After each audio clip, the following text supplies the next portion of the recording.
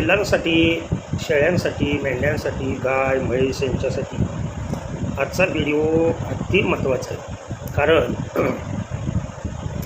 पिल्लांना दूध कसं पाजायचं, किती पाजायचं, तसंच का पाजायचं येते का लक्षात पहा. आणि तसं नाही पाजलं तर काय परिणाम होतात ते आजच्या व्हिडिओमध्ये मी सांगणार आहे. जर तुम्ही मी सांगतो ह्या प्रोसेसनी नाही केलं तर मी त्या गोष्टीला जबाबदार नाही, लक्षात ठेवा.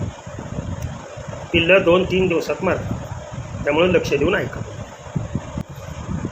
नमस्कार माझे शेळीपालक बांधव भगिनी यांना नमस्कार. दूध पिल्लांना कसं पाजायचं किंवा जनावरांना दूध किंवा औषध पाजताना ठसका लागला तर काय होतं आणि ठसका लागलेलं जनावर नीट करायला किती पैसे खर्च होतात हे आजच्या व्हिडिओमध्ये मी सांगणार आहे. तत्पूर्वी अगोदर सगळे रोग जे आहेत, सगळे जवळजवळ 80% रोग हे पचनसंस्था ही जी अन्ननलिकापासून तोंडापासून सुरू होते ते कुठंपर्यंत, ॲनसपर्यंत म्हणजे गुदद्वारापर्यंत. तर मनुष्याच्या बाबतीत लक्षात ठेवा एकच पोट असतं, त्याला स्टमक असं म्हणतो, त्याला जठर असं म्हणतात. लक्ष द्या. मनुष्यामध्ये अन्ननलिकेतून अन्न जठरमध्ये डायरेक्ट येतं. तसंच रवंत करणारे सगळे प्राणी, लहान प्राणी बरं का, लक्षात ठेवा. मग शेळीचं पिल्लू असेल, गाईचं पिल्लू असेल, मेंढीचं पिल्लू असेल, रवंत करणार आहे ना ते, लहानपणी त्यांना काय होतं, डायरेक्ट त्यांना तुम्ही पाजलेलं अन्न, खाल्लेलं अन्न जठरामध्ये येतं, लक्षात ठेवा. कारण या रवंत करणाऱ्या प्राण्यामध्ये 4 पोटं असतात, त्यापैकी एक कोटीपोट, जाळीपोट आणि पडदेपोट आणि जठरपोट. तर या 4 पैकी फक्त लहान पिल्लामध्ये जठरपोट असतं. तुम्ही जे डायरेक्ट दूध पाजता किंवा कुठलंही औषध पाजता ते डायरेक्ट औषध जठरामध्ये जातं. नीट लक्ष द्या मी काय म्हणतो. मग सर ही 3 पोटं नसतात का त्यांच्यामध्ये, तर ही 3 पोटं असतात त्यांच्यामध्ये. कोटीपोट ही असतं, वाढ झालेली नसते. जाळीपोट असतं, वाढ झालेली नसते. आणि पडदेपोट ही असतं, परंतु वाढ झालेली नसते. आणि महत्त्वाची गोष्ट मी सांगू इच्छितो, ह्या तिन्ही पोटाची जी तोंडं आहेत ती एकत्रित असतात, असे एकमेकाच्या लगत असतात, लागून असतात एकमेकांना. नीट लक्षात. आणि ज्या वेळेला पिल्लाला तुम्ही दूध पाजता किंवा पिल्लू पाणी पितं, मी काय सांगितलंय, पाणी पिल्लांना केव्हा पाजायचं तर जेव्हा ते काडीकुडी खायला लागतं. हे पहा, तुम्हाला साधी सोपी गोष्ट सांगतो. पिल्लाने काडीकुडी खाल्ली आणि पिल्लू रवंत करायला लागलं. सगळ्या गोष्टी मी आज सांगतो. लहान पिल्लू रवंत करायला लागलं, रवंत करतं म्हणजे तोंड हलवतं बसल्यानंतर, येतं का लक्षात. खालचा जबडा, शेळीचा असू द्या, मेंढीचा असू द्या किंवा कुठलाही असू द्या, खालचा जबडा असं त्याची हालचाल होते खालीवर, किंवा ते जबडा असं गोलाकार फिरवतं. नीट लक्षात. तर ही या 3 पोटावरची ही ओपनिंग तिन्हीची बी म्हणजे दरवाजे एकत्रित आहेत. आणि हे एकत्रित दरवाजे असल्यामुळं ज्या वेळेला आपण दूध पाजतो किंवा पिल्लू पाणी पितं, खाली तोंड करून जर आपण कुठलंही औषध पाजत असो किंवा पिल्लाने तोंड जर खाली केलेलं असेल आणि आपण जर औषध आतमध्ये सोडत असेल तर ते पिल्लू जागच्या जाग्यावर उडी मारून खलास होणार, लक्षात ठेवा. कोणत्याही पिल्लाला औषध पाजत असताना पिल्लू हे मांडीमध्ये आलं का लक्षात धरायचं असतं. त्याची मान ही अशी उंचवायची असते वरती, पिल्लाची मान अशी वर करायची असते. आणि हे मान उंचवल्यामुळं काय होतं ते मी सांगतो. या 3 पोटावरती जे पडदे आहेत, त्या पडद्यांना संवेदना मिळतात, स्टिम्युलस मिळतात. त्याच्यामुळं त्याच्यावरची जे झाकणं आहे, झाकणं ते छिद्र झाकलं पाहिजे ना. तर असं तोंड केल्यामुळं लक्षात ठेवा त्याला स्टिम्युलस मिळतो आणि ती तिन्हीच्या तिन्ही तोंड झाकली जातात. आणि जे काही तुम्ही औषध किंवा दूध पाजताय ते डायरेक्ट जठरमध्ये जातं. आणि लहान पिल्लांना दूध, औषध काही पहिले 30 दिवस बीजारोपण मी कशासाठी करायला सांगितलं. बीजारोपण मी ह्याच्यासाठी करायला सांगितलं आहे, लक्षात ठेवा. त्या तिन्ही पोटाची वाढ झाली पाहिजे. कोटीपोट, जाळीपोट आणि पडदेपोट या तिन्ही पोटाची वाढ होण्या, या 3 पोटामध्ये अन्न पचवण्यासाठी कुठल्याही ग्रंथी नसतात. लक्ष द्या.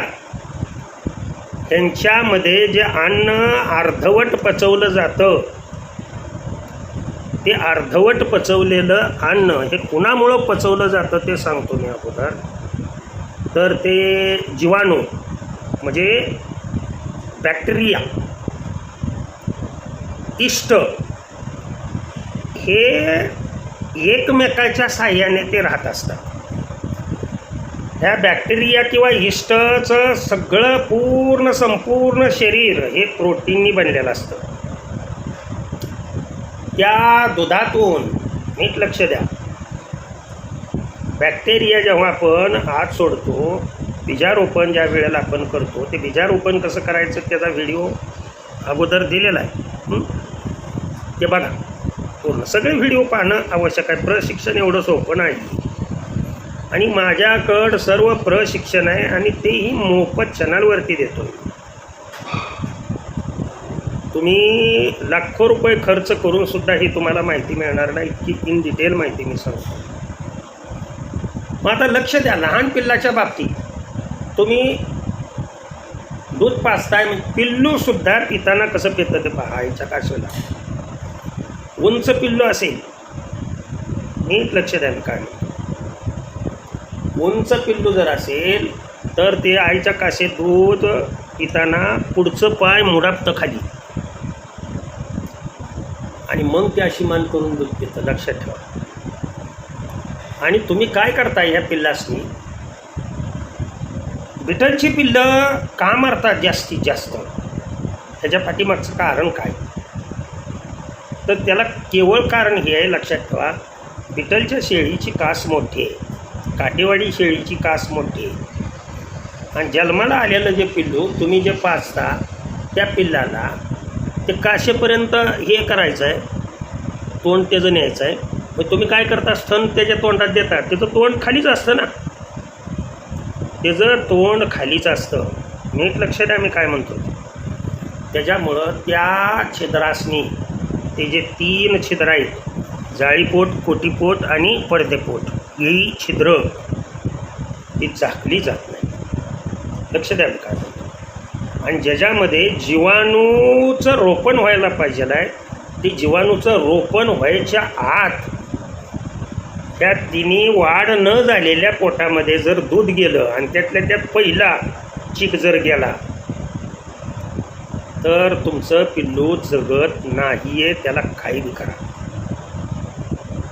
म्हणून जन्मलेल्या पिल्लाला सुद्धा दूध पाजत असताना आईचं त्याची मान अशी वर झाली पाहिजे. फार तर त्याची कास उचला, ध्यानात आलं का तुमच्या, आणि त्याच्या खाली असं पिल्लाची मान वरती झाली पाहिजे आहे. अगोदर दूध कसं पाजायचं तुम्ही ते बॉटलने पाजा किंवा कशाने पाजा, ते कसं पाजायचं ते सांगतो. तसंच का पाजायचं हेही मी सांगितलं.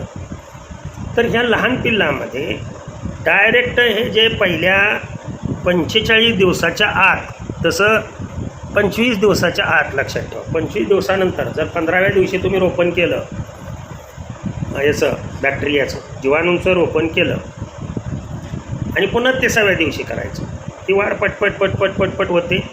तुम्ही 15व्या दिवशीच रोपण केल्यामुळं ते पिल्लू 20 दिवसाच्या पुढं काडीकुडी खायला सुरुवात करते. लक्षात ठेवा. आणि ही खाल्लेली काडीकुडी त्यांनी प्रथम पोटीपोटात जाते, रवंत करायला सुरुवात करते. रवंत करणे याचा अर्थ आपलं पिल्लू मरू शकत नाही, व्यवस्थितरित्या राहणार आहे.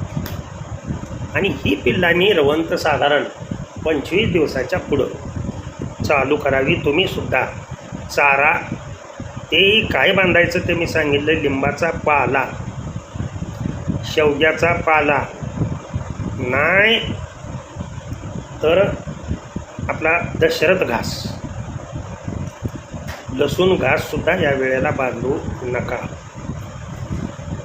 बांधायचं असेल तर प्रमाण कमी द्यायचं.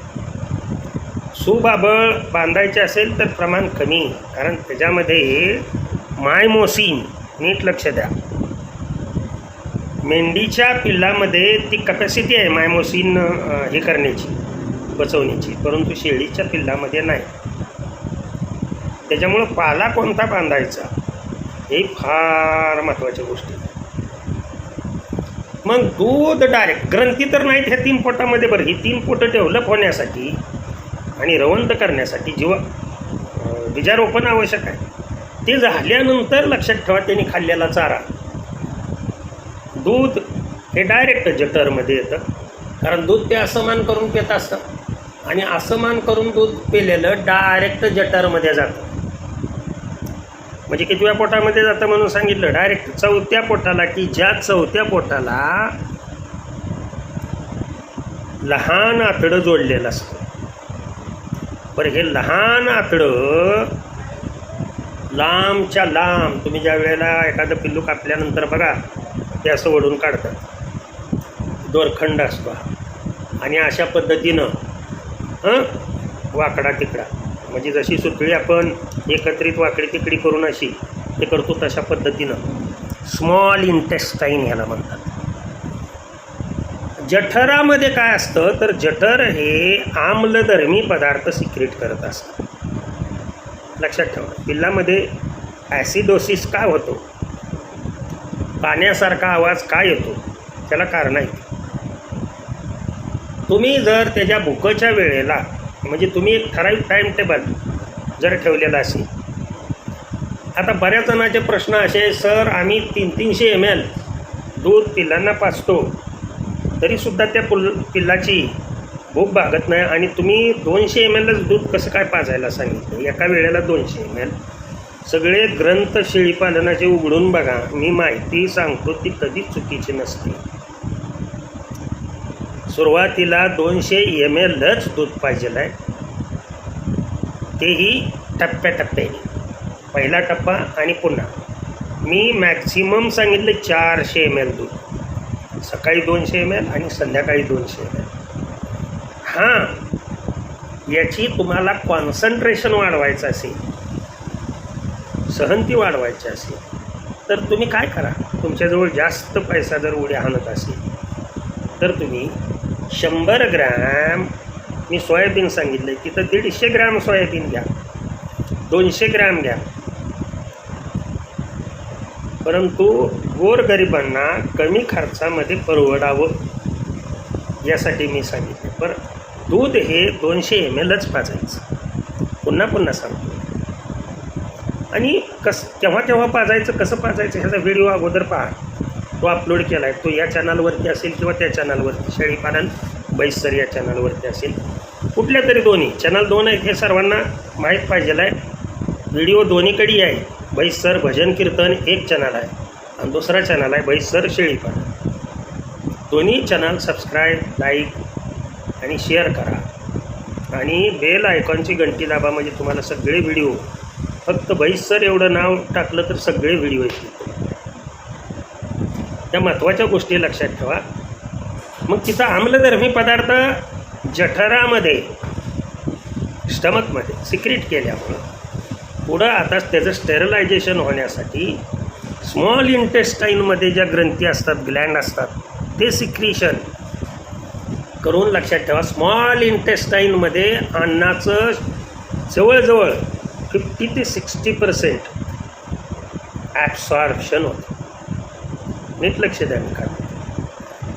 आणि हे जीवाणू जे कार्य करतात ते 25 दिवसाच्या पुढं ते पहिल्या 3 पोटामध्ये काय त्यांचं कार्य मुबलक प्रमाणात चाललेलं असतं.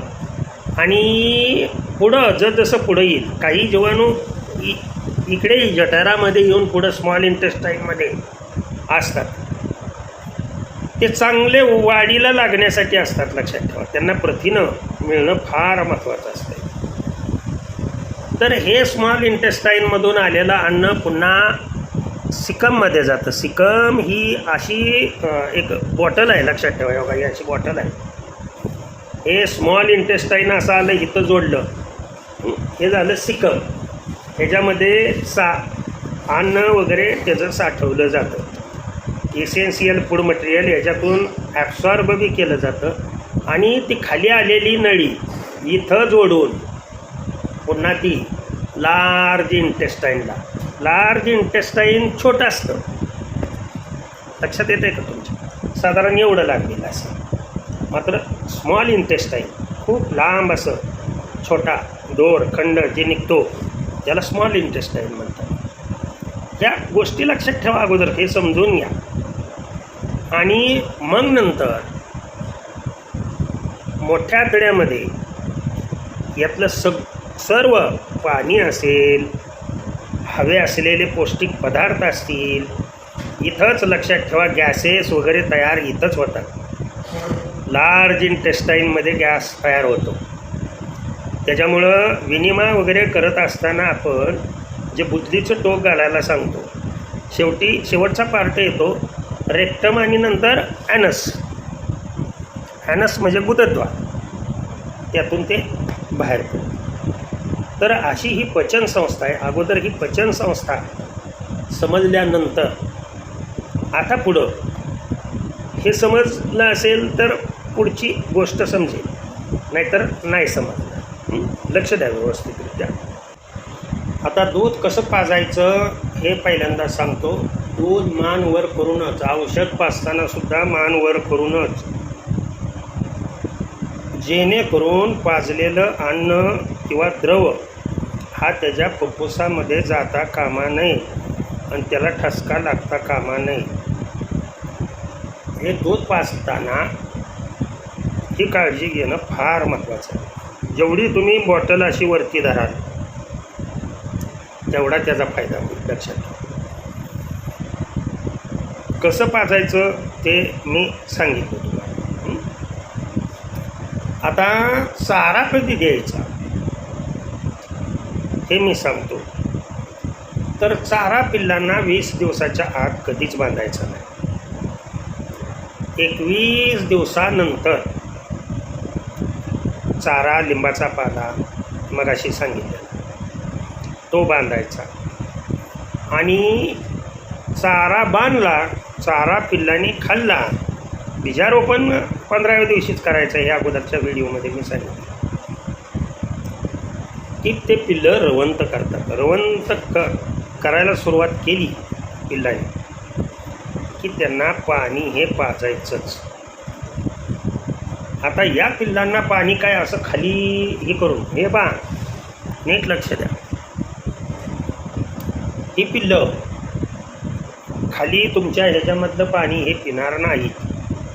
आणि जर पिलं तर यांना निमोनिया होण्याची शक्यता असते.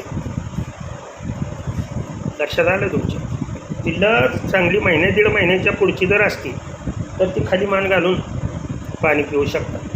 म्हणून लक्षात ठेवा, शक्यतो पाणी पिण्याचं जे पात्र आहे ते पिल्लाच्या उंचीपेक्षा जादा असावं की जेणेकरून त्याला अशी मान ही करून पाणी पिता यावं, किंवा बॉटलनी पाणी फिडिंग करा. लक्षात येते तुमच्या? त्या पाण्यामध्ये तुम्ही काय काय वापरायचं ह्याच्यासाठी व्हिडिओ दिलेला आहे मी अगोदर. त्या पाण्यामध्ये पाणी पाजताना कसं पाजायचं तो बघा व्हिडिओ. परंतु पिल्लांना आवश्यकता नाही, अगदी साधं पाणी पाजलं तरीसुद्धा चालू शकतं. पहिल्या महिन्यात जर व्यवस्थित तुम्ही पिल्लांची काळजी घेतली तर पुन्हा पिल्लू ते तुमचं मरत नाही आहे. पहिला महिना हा फार महत्त्वाचा आहे लक्षात ठेवा. आता पिल्लांचे फोटो आणि ह्या पिल्लांना किती दूध पाजायचं. आता तुम्ही वेगवेगळ्या प्रकारचा चारा कुठंपर्यंत देऊ शकता सांगतो मी. 3 महिन्यापर्यंत देऊ शकता. 3 महिन्याच्या आत आहार कसा द्यायचा हे सांगितलेलं आहे मी, परंतु 3 महिन्याच्या आतल्या पिल्लांना कधीही मूर घास ठेवायचा नाही. मूर घास पिल्लांना 4थ्या महिन्यापासून चालू करायचं. ते बी प्रथम थोडा, एकदम जास्त नाही घालायचं, प्रथम थोडा. जसं मूर घास आहे म्हणजे त्याच्यामध्ये सुद्धा जीवाणूच आहेत ना, लक्षात ठेवा. इन्व्हन फर्मेंटेशन झाल्यामुळं जीवाणूंची संख्या जसजशी वाढेल तसतशी ते पचन करायला सुरुवात करतात. अनेक जणांचे अनेक प्रश्न होते, त्या सर्व प्रश्नांची उत्तरं मी या व्हिडिओमध्ये देतो आहे. आता पुढं कुठल्या पिल्लांना किती ml दूध पाजायचं हे मी सांगतो. आता दुसरा एक महत्त्वाचा इथं प्रश्न निर्माण होतो की सर व्हिडिओ 2 तुम्ही तयार केले. पहिल्या व्हिडिओमध्ये त्या चॅनलवरती वेगळं सांगितलं, ह्या चॅनलवरती वेगळं सांगितलं. वेगळं बाळानो काहीच सांगितलं नाही. आता जे हे मागून जी पद्धत सांगितलेली आहे ही पद्धत जर तुम्ही अवलंबली काय तर पिल्लांचं पचन हे चांगलं होतं. पिल्लांना अगोदरच्यापेक्षा जास्त प्रोटीन मिळते. काय एकदम कुठलीही गोष्ट मी टप्प्याटप्प्याने सांगत असतो. त्याच्यामुळं ही दुसरी पद्धत. हां, तुम्हाला या पद्धतीमध्ये खर्च आहे. इथं 1 बदाम सांगितलं, 1 काजू सांगितलं आहे लक्षात ठेवा, आणि शेंगदाणे सांगितले, 10 शेंगदाणे सांगितले. तुम्ही लिहून घेतलं असेल. आणि अतिशय महत्त्वाची गोष्ट पुढे मी सांगितलेली आहे बाहेर, ती गोष्ट आहे हे सगळं दूध तयार करताना त्यामध्ये जायफळ मिसळायचं. तुम्हाला ते प्रमाण जास्त वाटत असेल लक्षात ठेवा तर 1 ग्रॅम जायफळ मिसळा. किती? 1 ग्रॅम, राहू दे 2 ग्रॅम. 1 ग्रॅम तेवढा 3, 4, 5 रुपयाला जायफळ मिळतं, 1 जायफळ. आणि साधारण त्या जायफळाचं वजन अगदी अतिशय लहान म्हणलं तर 4 ग्रॅम आणि अतिशय मोठं म्हणलं तर 8 ग्रॅमपर्यंत. तुम्ही अर्धा ग्रॅम जरी दिलं तरी सुद्धा चालतंय, परंतु जायफळ हे त्याच्यामध्ये असणंच आवश्यक आहे. जर तुम्हाला 5 महिन्यामध्ये पिल्लांचं वजन चांगलं करायचं असेल, ग्रोथ करायचं असेल तर हे आवश्यक आहे. आता पुढं पहा, मी फोटो टाकतो आणि त्या फोटोवरून किंवा व्हिडिओ टाकतो आणि तिथंच माहिती सांगतो आहे की या पिल्लांना दूध, या वयाच्या पिल्लांना दूध किती पाजायचं. बरं, दूध कमीत कमी लक्षात ठेवा 5 महिन्यापर्यंत. आता ही पूर्ण आपण ह्या दुधावर पिल्लं जोपासतोय म्हटल्यानंतर 5 महिने जोपर्यंत विक्री करत नाही तोपर्यंत दुधाचं प्रमाण कमी करा. येतं आहे का लक्षात? मी मॅक्झिमम किती दूध पाजायला सांगितलं? फक्त 300 ml. येतं आहे का लक्षात? तुम्ही 400 ml सुद्धा तुम्ही दूध पाजू शकता. दिलं इथे अगोदरच्या व्हिडिओ. त्या पद्धतीनं जर केलं तर पिल्लांची ग्रोथ, वाढ तुम्ही कधीही म्हणजे मनात तुम्ही आणलं नसेल इतकी त्यांची वाढ होईल. आणि ही सत्य बोलतो मी. तुम्ही मला पूर्ण यूट्यूबवरती लाखो मिलियन सबस्क्रायबर असणारे सुद्धा व्हिडिओ आहेत. सगळे चॅनल तुम्ही पाहता मला माहीत आहे बरं का. तुम्ही कुठले कुठले चॅनल पाहता ही सगळी माहिती मला चॅनलच्या खाली येते माझ्या. त्याच्यामुळं असं कुणी बी समजता कामा नाही. काय एकावरती जर तुमचा विश्वास असेल तर तुम्ही दुसरे चॅनल पाहणं म्हणजे तुमचा टाईमपास होईल. लक्षात आलं का तुमच्या? हेच व्हिडिओ पुन्हा पुन्हा पाहणं शिकायचं आहे. हे पाठांतर झालं पाहिजे आहे. काय तुम्ही लिहून घेतलं आहे ते वहीत राहिलं. तुम्हाला जर उद्या ऑन द स्पॉट पिल्लू रानात आजारी पडलंय तर तिथं म्हणणार का मला सरांनी सगळं लिहून दिलं, व्हिडिओ काय मला सापडना, पण वही माझी घरी आहे, मी वही घेऊन येतो. बावळटानो, हे सगळे दिलेले व्हिडिओ तुमचे तोंड पाठ झाले पाहिजे.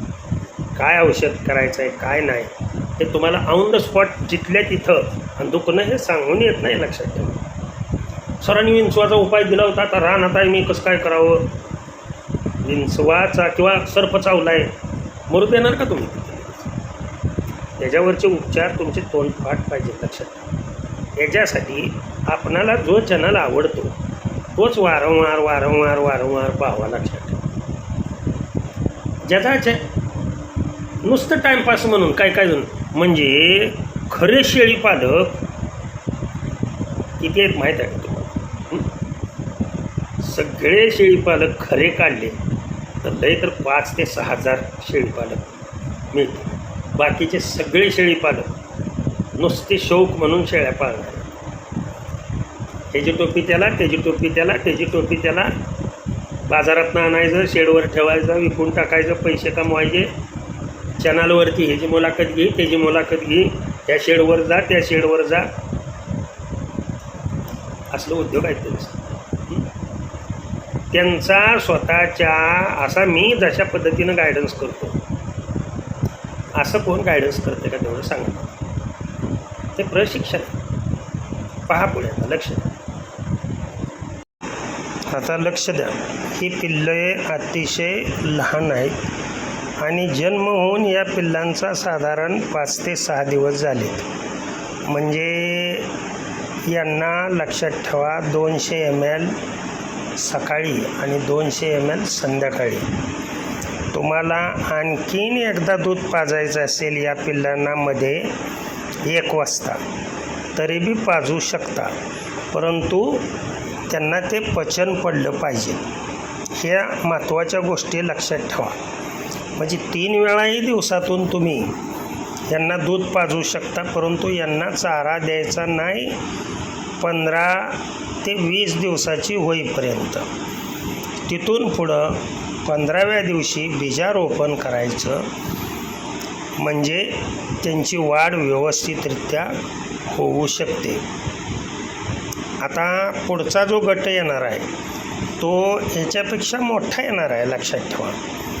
म्हणजे या पिल्लांना तुम्ही जी मोठा गट, या पुढचा जो मी मोठा गट सांगणार आहे, छोटाच गट आहे आणखी. तर आता मोठा गट चालू होईल बघा. ह्या पिल्लांना आत्ता सांगितल्याप्रमाणे काळजी घ्यायची. यांना पाणी अजिबात पाजायचं नाही बरं का. लक्षात ठेवा. यांना 20 दिवसाच्या पुढं या प्रकारच्या पिल्लांना हा चारा बांधायला सुरुवात करायची. मग ती पिल्लं साधारण या साईजची होतात. पहा का, बघा या साईजची, याच्यापेक्षा मोठी पिल्लं होतात, ह्या साईजची पिल्लं होतात. आणि ह्या साईजची पिल्लं झाली की ह्यांना 250 ml दूध हे पाहिजेच. मग तुम्ही 2 वेळा पाजा, 3 वेळा पाजा, पण कमीत कमी 2 वेळा दूध यांना पाजणं आवश्यक आहे. आणि या पिल्लांना चारा म्हणजे तुम्हाला सांगतो सुबाबुळ असू द्या किंवा लिंबाचा पाला असू द्या, हे चारणं फार महत्त्वाचं. आता ह्याच्या पुढचा जो गट येतो आहे हा मोठ्या पिल्लांचा येतो आहे. यांना कडपर्यंत लक्षात ठेवा.